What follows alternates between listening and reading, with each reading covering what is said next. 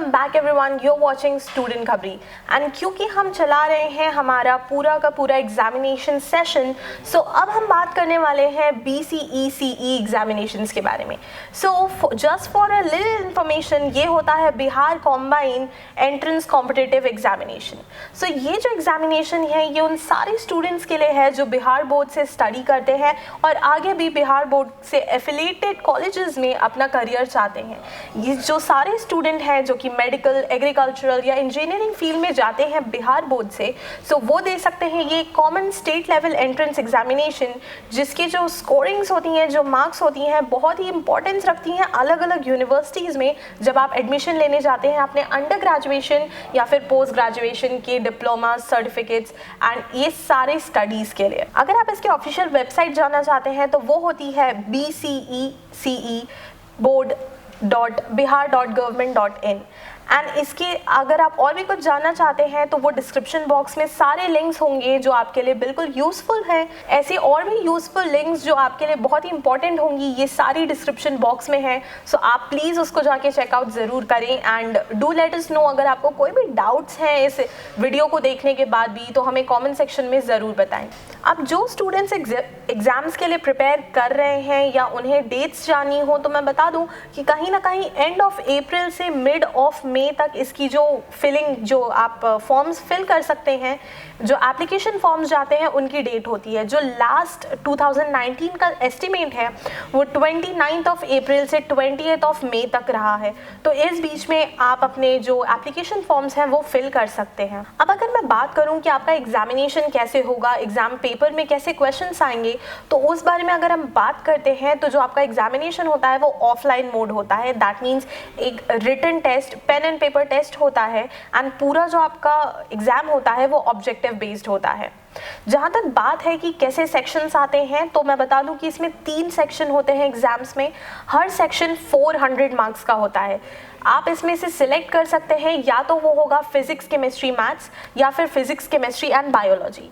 तो ये 2 ऑप्शंस हैं जिसमें से आप मैथ्स और बायोलॉजी में से सिलेक्ट कर सकते हैं एंड आप दे सकते हैं अपना पेपर, जिसमें आप 3rd सेक्शन जो है वो खुद से सिलेक्ट कर सकते हैं बायोलॉजी एंड मैथ्स में से। इन टोटल ये 300 क्वेश्चंस होते हैं। दैट मीन्स फिजिक्स में 100 क्वेश्चंस, केमिस्ट्री में 100 क्वेश्चंस एंड लास्ट जो आप बायोलॉजी या फिर मैथ्स में से सिलेक्ट करेंगे उसमें भी 100 क्वेश्चंस।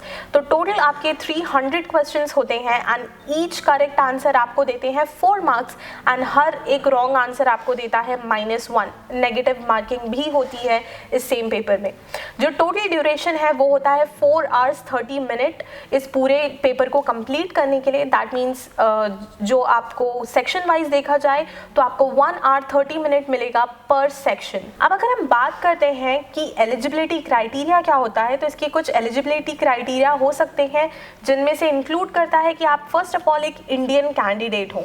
सेकेंड पॉइंट दैट आप डोमिसाइल ऑफ बिहार स्टेट, यानी कि आपके जो पेरेंट्स हैं वो परमानेंटली या तो बिहार स्टेट में रहते हो, आप भी बिहार स्टेट में रहते हो, या फिर अगर जो लोग पब्लिक सेक्टर में बिहार में काम करते हैं जिनके पेरेंट्स, वो भी इस एग्ज़ाम्स को दे सकते हैं। अदरवाइज जो सब्जेक्ट्स हैं, जो इसमें जितने भी सब्जेक्ट्स हैं उनकी मिनिमम जो क्राइटेरिया है, जो एज लिमिट है वो है 17 ईयर्स। अगर आप इससे कम एज के हैं तो आप एग्ज़ाम नहीं दे सकते हैं। एंड जस्ट फॉर एग्रीकल्चर, जो एक सब्जेक्ट है एग्रीकल्चरल का, उसमें 16 ईयर्स एज बिल्कुल एलिजिबल माना जाता है। एक और बहुत इंपॉर्टेंट फैक्टर होता है कि आपकी एप्लीकेशन की जो फीस है वो क्या है। सो ये सारे सब्जेक्ट्स के लिए होती है 1000 रुपीज़ पर कैंडिडेट। दैट मीन्स आप 1000 रुपीज़ में अपना एप्लीकेशन फॉर्म फिल कर सकते हैं। बट एक एक्सेप्शन होता है PCMB वाले स्टूडेंट्स के लिए जो चारों सब्जेक्ट लेते हैं, यानी कि physics, chemistry, maths and biology. So उनके लिए जो एप्लीकेशन फ़ीस होती है वो 1100 या फिर कह सकते हैं 1100 इंडियन रुपीज़ होती है।